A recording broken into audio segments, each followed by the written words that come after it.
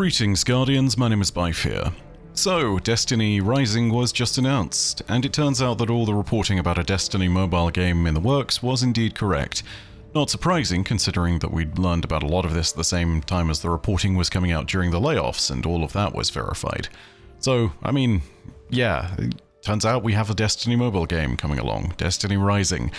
And I don't want to be the guy to immediately kill the hype, but before I talk about anything to do with the story, which is the normal purview of everything on the channel, I feel like I would not be telling how I fully thought about things if I didn't mention something which has been eating away at me from the moment that I heard that this was a Bungie NetEase partnership. And, I really might as well just go ahead and jump into it. I am terrified that this is going to retread some ground for one of the most controversial mobile games in recent memory, and that of course is Diablo Immortal. You might remember Diablo Immortal, you know, the game that launched 1,000 memes, including the whole thing of "do you guys not have phones?" That's not just the only thing it's remembered for. It's also remembered for being one of the most aggressively monetized games that core gamers have ever seen. In mobile gaming, it's sort of typical to just get away with this stuff and to nickel and dime your players. The mobile gaming space doesn't exactly have a ton of advocates for consumer welfare within its space that are loud enough to make a difference. The PC gaming space is very different. But for Diablo Immortal, PC gamers, they got a first-hand look at things, because, yeah, it released on PC as well.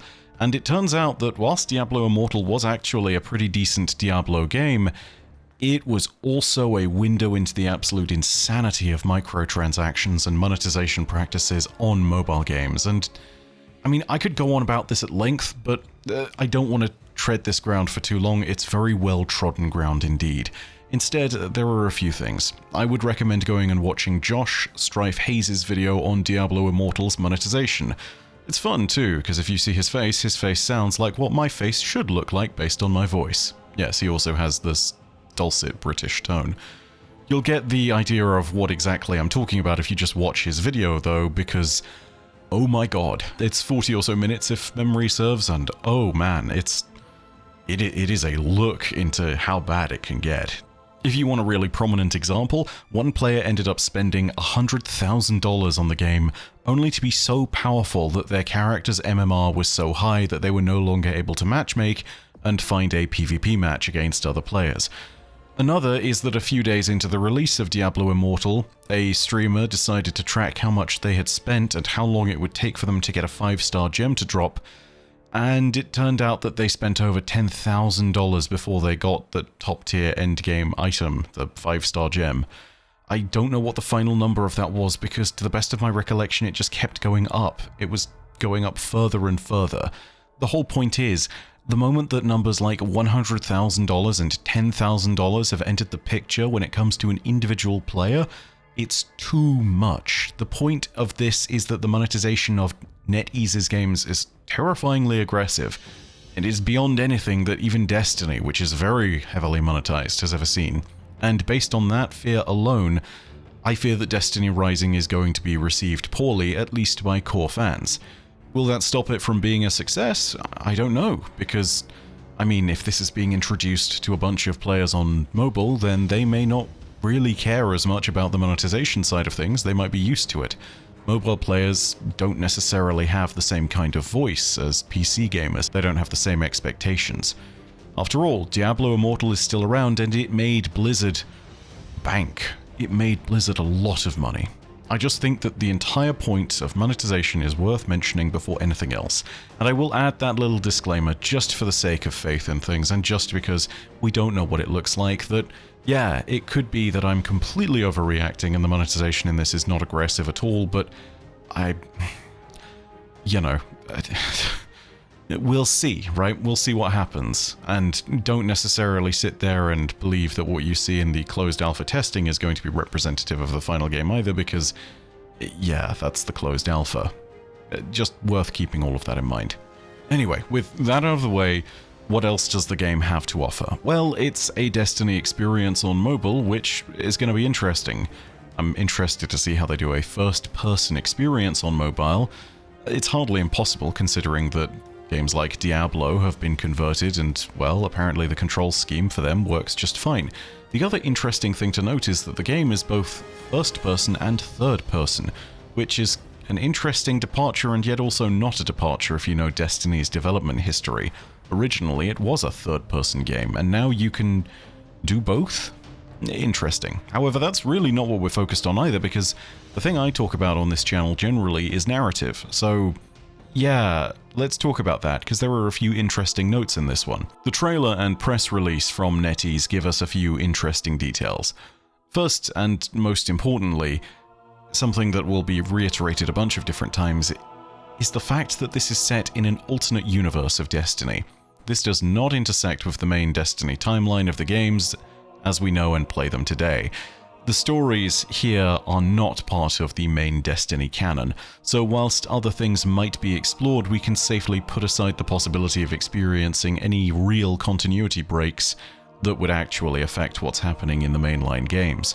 The trailer shows us a lot of stuff on Europa, for example, which we Guardians wouldn't have fervently explored until the time of the aftermath of the arrival of the Pyramid ships and the Black Fleet, and the Beyond Light expansion. But there are just Guardians here fighting off some Vex, so yeah, it's clear that this is just a framework that is built on what already exists in Destiny, and that it's designed with that in mind. This seemingly is a chance for NetEase to tell their own stories in the IP without necessarily intersecting anything that's been written in the mainline game series, and they'll be able to experiment and explore stories. Speaking of which, the game is apparently created in the time period of the late Dark Age and early City Age. The Iron Lords are a prominent force in the world. There's a properly established Last City, and the Guardians have access to some of the arsenal that makes sense for the time. Just jumping in here with a note from stuff that has dropped after I recorded this, of course, haha, fun. But it turns out that, yeah, the individual new supers and everything else that you're seeing, the new abilities, those are all actually custom kits on heroes and characters, and some of them are named heroes within the Destiny universe that we've known. Some of the information that has been dropped about the roster includes figures like the young Ikora Rey, the Iron Lord Yolda, and a more youthful Kabir the Legionless. So, yeah, familiar names to some. There will also be some new names that get established along the way, but regardless, you know, cool possibilities arise.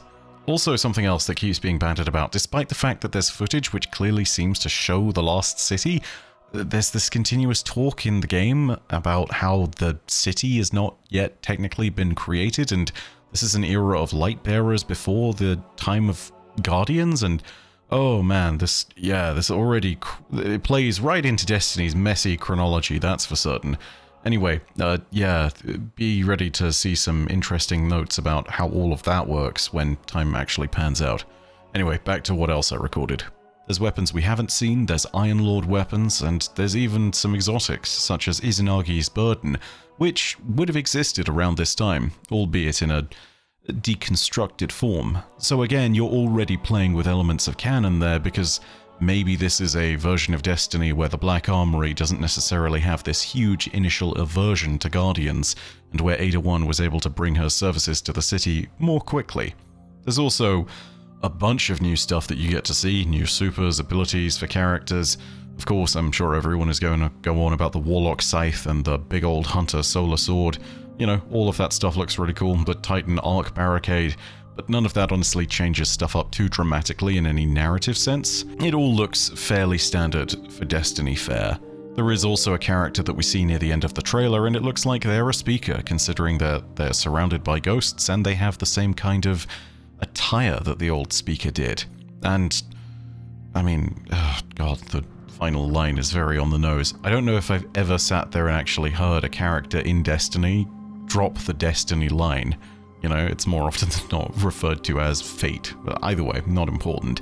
The whole point is that, yeah, that's a speaker. They'll probably be your main connection point to the Traveler as far as the narrative is concerned. So, yeah, interesting things going on there. You also see a few other weird bits and pieces, but I'm not going to comment on this, because lots of this is concept art and pre-alpha footage, and it's hard to discuss what's going to happen in a story based on this alone. However, I was also able to ask a few questions of a NetEase representative regarding the story side of things. Let's go over the questions that they answered, at least the ones I did get answers to. So the first question I asked was, how much of a focus is there on the narrative and lore of the greater universe? This is me basically sitting there and saying, how much story content is there going to be in the game? And to this, there was a decent answer. The answer was, we will have the main campaigns and also side stories, but considering the adaptation for mobile platforms, we've simplified the quests to better suit the gaming habits of mobile players. So it sounds like what story we are going to get is going to be a lot more simplified and is not going to have the kind of crazy nonsense narrative of vast secrets and incredibly interactive puzzles that you would expect in Destiny's mainline games. I mean, if you've just gotten the Icebreaker Catalyst, you understand how deep that nonsense can go. You understand that the narrative can be baked into all the secrets. I wouldn't expect anything even close to what Bungie is capable of on that front of things, and you know what? That makes sense. If you're pulling this out for 5 minutes worth of stuff while you're on the train or bus, you're not necessarily going to look to be enthralled in a deep cutscene narrative. Second question I asked, is Destiny Rising considered as part of the official canon? You can tell that this was before I actually had the press release in hands properly and saw that yes, indeed, there is an alternative timeline, which is basically their answer. No, Destiny Rising's story is set in an alternate Destiny timeline, which provides us more freedom when imagining new stories in the post-Dark Age setting. Third question, how much input does Bungie's narrative team have on the story direction? Answer to this one was Bungie gives us the creative freedom to develop our own narrative, also providing oversight and approvals during the development. So basically, it's one of these things of sitting there and saying like, hey, is it likely that we're going to go and see a friendly Vex faction? Or maybe, I don't know, that we're going to see a bunch of Fallen that immediately ally with the Lost City in the Dark Age when famously the Eliksni have just lost the Battle of the Six Fronts?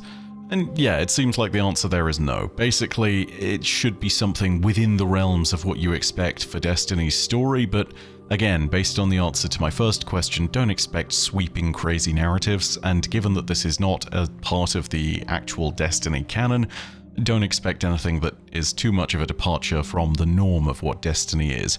If you see a bad guy, the likelihood is they're not going to sit there and offer you some great philosophical question of the Mithrax moment.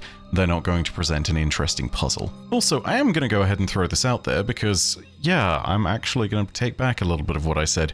There are some interesting choices here that are a little bit strange and that are a bit of a departure from things.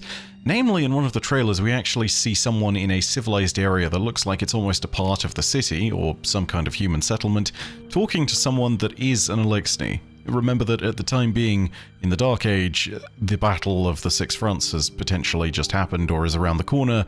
People are not exactly a fan of what the Fallen are doing, and they're generally seen as not the nicest of neighbors.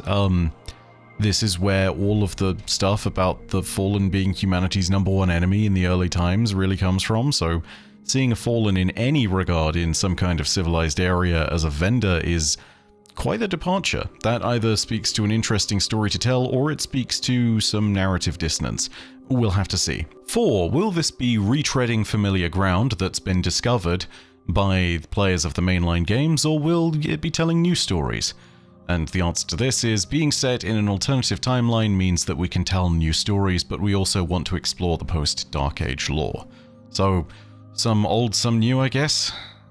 Anyway, closing point. What are my thoughts? Well, I'll be completely honest, I'm glad this is a separate canon. The entire idea of allowing NetEase to tell their own stories is a weird one, but knowing that this isn't connected to the story of the mainline games gives me a lot more confidence because, well, let's just put it this way. I'm pretty sure that Bungie and NetEase would have potentially competing visions of what the story might be amongst their respective narrative teams, and that's just because they're on different teams and they might take things in different directions. It's a too many cooks spoil the pot kind of thing. So an alternative timeline and an alternative sort of universe gives the ability for them to just sort of make those decisions and for Bungie to sit there and be like, yeah, this is a thing that works and makes sense, go for it. I am also a little bit more cautious, purely on the basis of, yeah, we saw a Fallen vendor inside one of these places, like, oh, that's either a... Here's the thing, again, I'll reiterate this. My gut feeling on that is either it's extremely cool or it's extremely bad, because either that's a really interesting story of, hey, what if they did have some small cooperation with all of this stuff going on, and if this was kind of an exception that proves the rule situation, Or alternatively, it's just really bad storytelling, and they have completely disregarded the fact that humanity and the Eliksni at this time were very much at each other's throats. I just don't know which it is. It's weird, so we gotta see about that. Micro instance, but yeah, whatever. So yeah, that's nice, but it does also kill some of the potential possibility of me even bothering to cover anything in this because, again, I don't think there's going to be too much story. I expect this is just going to be your very typical thing that is akin to, oh god, Destiny 1 Vanilla's campaigns at best. Like, it's going to probably be go here, shoot guy, end story. Like, I don't see it being too much more complicated than that. And you know, that's not impossible that it's more, because, hey, things can surprise you, and I don't know what things were like in Diablo Immortal because I never picked the damn thing up, but it's entirely possible that it was a decent story on top of it all because it was a decent Diablo game, just riddled with microtransactions. So yeah, I don't know. Here's the other thing. If this brings more people into the Destiny fanbase and more income for Bungie to help make the company more resilient, then in theory this is great. Especially on the fanbase side of things, because, you know, there's no real reason why we shouldn't expect new fans to come along and play the game if they see a mobile version of it. The problem in practice is, of course, the way that the game is going to make money, and, I mean, that's gonna be really off-putting to a bunch of people. I don't know if there's going to be a PC port of this game like there was with Diablo Immortal, but if there is, I would expect some pretty serious backlash. If it releases on Steam, expect a review bomb near launch, and that's purely on the basis of, does it have bad monetization? If it does, and if it is like Diablo Immortal, then yeah, no, we're in trouble here. That's going to be a hell of a terrible release. Hell, even if it is just confined to only mobile devices, the backlash might be pretty severe. This is, of course, making an assumption, but I just don't know what to say. Mobile games just historically don't have great monetization practices. And I know I keep wittering on about it, but this is the thing that sticks in my craw. It's the thing that really scares me. It's my number one thought on the game is, oh gosh, what's the monetization going to be? As for the point of getting more people into Destiny, yeah, I think I get behind that generally. I just hope that the secondary canon doesn't cause people to be confused or to come along with conflicting instances of knowledge. If this is an alternate timeline, one imagines that there will be a metric ton of appearances from big bads across the history of Destiny, and I just hope that many of those aren't changed so dramatically that there is a rift in the fanbase. I don't want to sit there and have, I don't know, say, the Battle of Mara Ibrium come up when the Guardians decided to invade and suddenly Crota comes along and defeats all of them. I don't want that to all of a sudden turn into a victory for the Guardians. In fact, I think it would be incredibly powerful to see a moment like that firsthand when everyone was defeated. And, you know, like, let's say that comes along and there's no mention of, say, key characters like Wei Ning being killed, which is like the inciting incident for the entirety of the first Crota fireteam. You know, like, let's not go too crazy on the changes of the story. Let's make sure that we can actually tell something that's consistent if we are going to go along here. I'm also okay with exploring new potential plot lines in Destiny, but yeah, let's just hope that things don't get changed too dramatically. My fear is for someone to come along and be like, you said this happened in this lore video, but in Destiny Rising I played this, and if that happens, oh man, I'm not going to be pleased. But even so, hopefully it is made very clear from the beginning that because it is a separate canon that it's not going to happen with any of that, and that the story of the mainline games is the prime. I'll also be completely honest, I was slightly dreading the idea of covering this game generally, but knowing that it's a separate canon and that the story here is different from what's going to be in the mainline games, I think I can probably pass on this without too much of a worry. It just depends. I'm not keen for more Destiny in my life if it's going to cause me to second guess the knowledge base that I've spent a third of my life establishing. And to be completely frank about it, I don't know if I need more Destiny on my mobile when it's already my work game.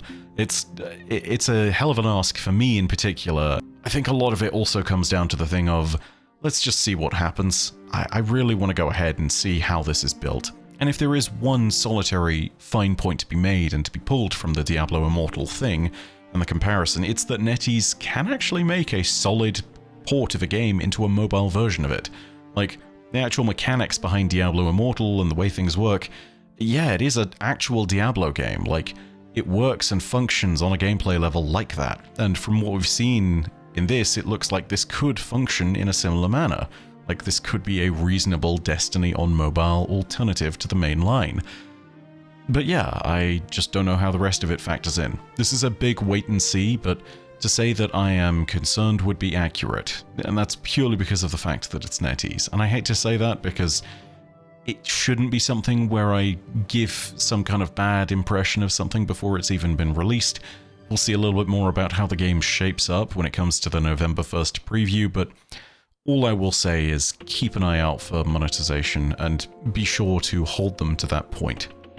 Anyway, thank you very much for listening. If you enjoyed or if you found the video informative, go ahead and leave a like. And also leave your own thoughts down below in the comments section. And if you want more stories from worlds near and far, go ahead and hit subscribe and the bell next to subscribe to turn on those email notifications. But as per usual, know that your viewership, as always, is quite enough for me. And in the meantime, my name is Bife. Por audacia ad astra. I'll see you, Starside.